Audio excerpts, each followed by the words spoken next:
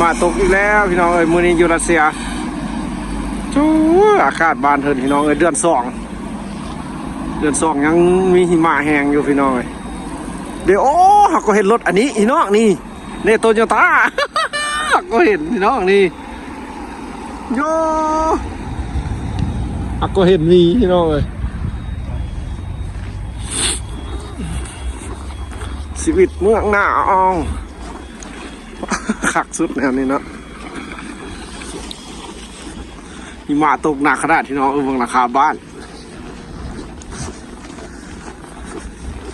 ว่าสีพากันย่างไปซื้อเบอร์พี่น้องเลยเบอร์ยูรัสเซียในช่วงนี้เขาเจ้าจะตัดอินเทอร์เน็ตได้พี่น้องเลยถ้าเขาไม่ได้ลงทะเบียนนี่เขาเจ้าจะตัดละพี่น้องเลยเขาต้องได้ไปซื้อใหม่แล้วก็ได้ไปลงทะเบียนใหม่เบอร์ที่เขาเคยนำไส้มาแต่เก่าเพิ่นก็จะตัดทิ่มพี่น้องเลยบ่มีสัญญาณจนได้ไปซื้อไปลงทะเบียนใหม่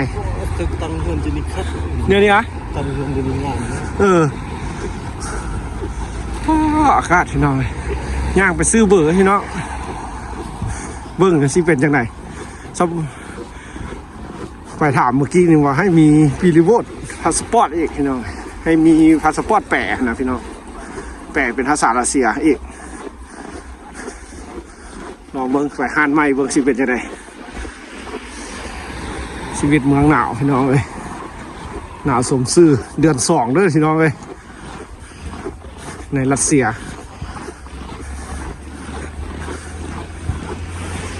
อันนี้เขาเจ้าเสียตึกได้เนาะอันนี้เนาะสีสร้างเฮือนสร้างศาลอะไรนี่อากาศกำลังคักพี่น้องเอ้ยมีหมาตกเด้บนหนาวเนาะธรรมดาเข้าไปเข้ามาที่บ้านเพิ่นร้านขายดอกไม้วัน14 กุมภาพันธ์พวกตัวกระตุนเต็มเลยนี่บ้านเพิ่นสมซื่อเนาะเมืองหนาวแท้ๆเลยพี่น้องเลยรัสเซียนะหนาวจนฮอตเดือน5พุ่นละปีใหม่ลาวพุ่นละเมืองราคาบ้านจะสิหักแล้วนี่รัสเซียพี่น้องเลยเอกลักษณ์เมืองหนาวเมืองบ้านเพิ่นยังใส่แฝงได้นี่พุ่นน่ะสิเป็นของง่ายพี่น้องรัสเซียเนาะเป็นแฝงใหญ่เนี่ยจะใส่จน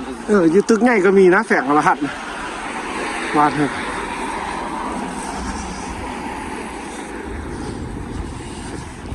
สระเมืองหนักเอาไปยังนะสิคำเลยนี่น้อยเมืองหนาวให้น้องที่หิมะคักเนาะคิดเห็นตอนยังน้อยเนาะคักได้เนี่ยนี่แล้วสิเจียนบ้านเฮาลิ้นแต่ขี้ตุ่มเลยตัวนี้นะนี่นะนะ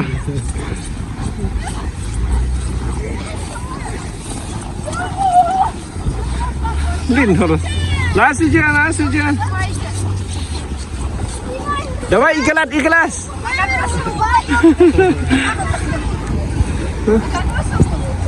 วอลบูดพิงปองเ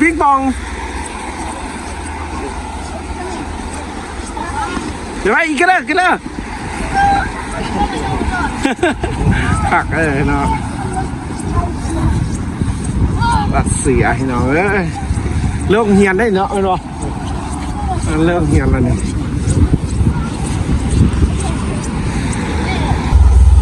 คนเมืองหนาวประเทศรัสเซียพี่น้องเลยหมายังตกหนักคักโอ้มาตกหมดคืนเลยแหละเบื้องนี้เนาะอดหมดคืนงานขายข้าวจีบันเต้ซอลมาได้นะคาราโอเกะก็มีอีกอยู่สั้นเถิงเหรอหลุดบานเถินเพราะทนได้เนาะคันเป็นแนวนี้เนาะจนคำน้อยพอดราคานะคนฝากโบนัสงานขายเบอร์จนมืดละตุ้ยโอ้ยันตกหมดคืนแห่หิมะนี่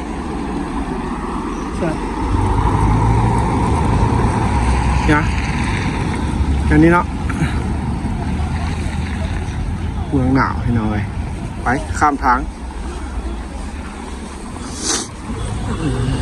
บึงปากนี่มีข้าวบึงหอย ห้านกันนี้ฮะ อ๋อมันคดข้างคือเรามาบึงหอยแดง เข้าห้านก่อนพี่น้อยหอดละนี่ว้ายางจนขาลอยขาจนเมือกเลยนี่ได้บ่ตัวผัดสปอร์ตเฮาเนี่ยนี่ลองมึงเนาะเข้าข้างในตุ้ยเข้าคุณหน่อยไปเข้าไปนะ ห้านอยู่นี่พี่น้องซอข้างเข้าบ่เห็น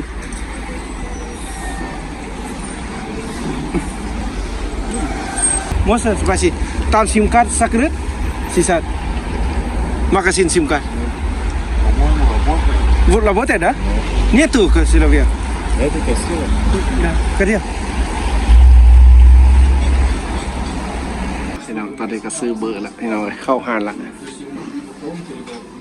กำลังไล่เงินแปลงพาสปอร์ตพี่น้องซื้อเบอร์ยูรัสเซียยากเด้อพี่น้องเอาเบิ่งจิ้วเฮาสิได้บ่ได้ละอินเทอร์เน็ตอันนี้เขาก็สิมาซื้อให้หมู่หันใส่บ่ได้เบอร์เฮาใส่ได้อยู่พี่น้องเพราะว่าเฮาได้ลงทะเบียนแล้วอย่างแต่ของหมู่เรียบร้อยแล้วได้พี่น้องได้ละ400ป่ายพาสปอร์ตมาซื้อพาสปอร์ตวิลิโวดคาดจนมุ้งยังได้อยู่ด้วยนี่น้องยังได้อยู่เราจะซื้อได้ใครจะมีอันพาสปอร์ตวิลิโวดให้น้อยแล้วก็ซื้อได้เอ้าหมด400ป่ายใส่ลงด้วยสดอยู่นี่เลยนี่มั้ยเนี่ยเจ้าของห้างพี่น้อยแต่มาซื้ออยู่ห้างที่ได้ซื้อเบอร์ก็ได้ว่าได้เบอร์ไปใส่แล้วพี่น้อยโอ้พี่น้องบ่เป็นตาทิพย์เด้อพี่น้องมาตั้งปีสูตรมันอันนี้เป็นตาเอามาเด้อเขามาแล้วเขาได้ปีดิโวดแปดนี่คักพี่น้องมารัสเซียต้องได้ปีดิโวดพาสปอร์ตอีกพี่น้องจังสามารถใส่ข้อมูลในรัสเซียได้อีกพี่น้องอันนี้ก็ถือว่าเป็น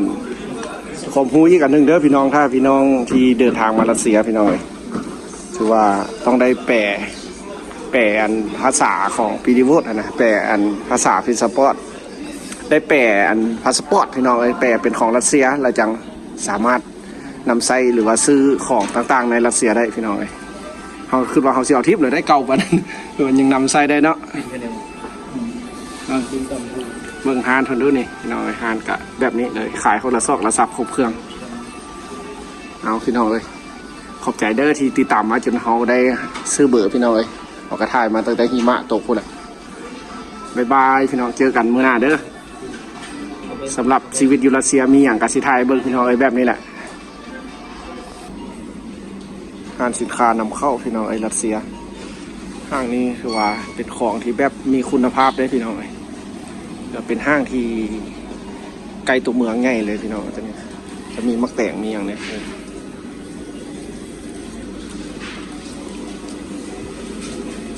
ว้าก็เห็นมักเผ็ด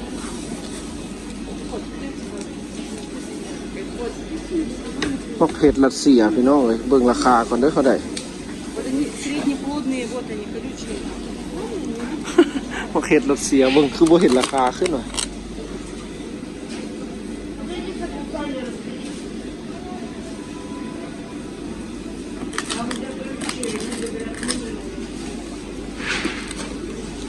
บ้านเพิ่นพี่น้องมักเผ็ดบ่ซื้อละเขาก็ได้ถ่ายให้เบิ่งซื้อเด้อพี่น้องเลยอันนี้ถือว่าเป็นห้างที่แบบทันสมัยนะพี่น้องห้างแบบสินค้านำเข้าได้นี่พี่น้องห้างนี้แหละมีสินค้าไทยนะพี่น้องเดี๋ยวสิถ่ายให้เบิ่งด้วยมีเครื่องสินค้าไทยได้ห้างนี้นะพี่น้องแล้วก็มีหลายประเทศอีกพี่น้องเลยเครื่องของอยู่ของกินนี่เราเห็นแต่มาแต่ละเทือส่วนใหญ่ก็เห็นแต่มีบ่ตุ้ยมีอันนั้นบ่นี่แหละของไทยนะดิเนาะโอ้ของไทยเลยเนาะมาม่าไทยเลยนี่นะนี่กาทุงไทยอยู่บ้านนี้ชิวแมนจะได้นี่ไทยแลนด์นี่เขียนซะนี่แหละของไทยแลนด์นี่น้องเลยมีละเอื้อยเพิ่นว่าอยู่สวีเดนก็มีพี่น้องมีตัวนี้นะคือว่ามันจะมีหลายแนวมันมีของจีนของอย่างแรกพี่น้องเลยมาม่าไทยถือว่าแบบนี้แหละพี่น้องมีหลายที่นำเข้า ซื้อเอาอย่างไรฮะอันนี้ก็เขาซื้อเอาอันนี้นะมีมาม่าของว่ากินบ่ได้พี่น้องบักแข็งได้คันของไทยก็ได้เขาเนี่ย69 รูเบิลเกือบประมาณ18 20,000เนาะอะไรวะเอ้ามึงเชื่ออย่างไร เข้าเลยดีไซน์ เข้าอยู่โซนต่อไปหุ้นเข้าของนำเข้า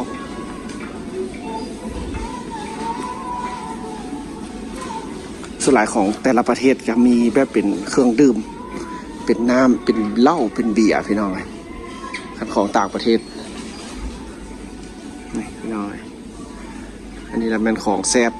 หลายคนก็สิมักพี่น้องอันนี้นะคือเป็นโวนการ์รัสเซียแล้วก็เป็นเตากาแล้วก็เป็นเหล้าของรัสเซียพี่น้องอันนี้เหล้าของคนรัสเซียเลยตัวนี้อันนี้จะเป็นเหล้าญี่ปุ่นบอกอันนี้นะแมันบอกพี่น้องมีส่วนลดได้นี่ติดราคาเนี่ย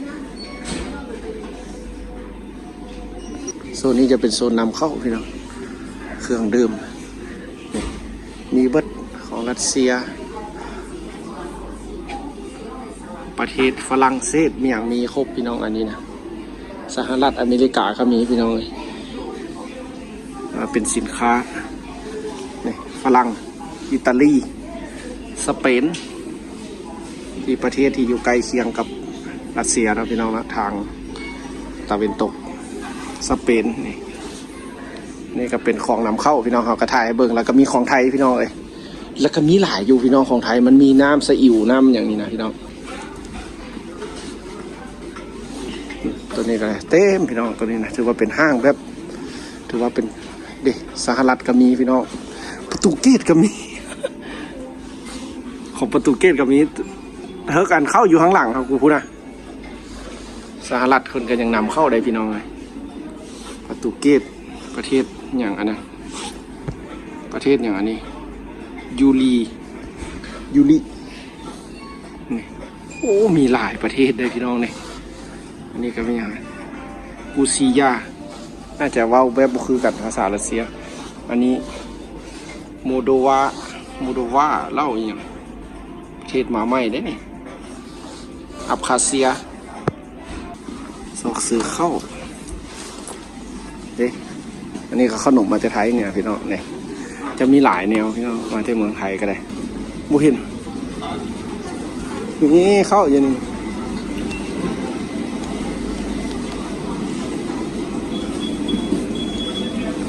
เด็กตุ้ยเข้านะ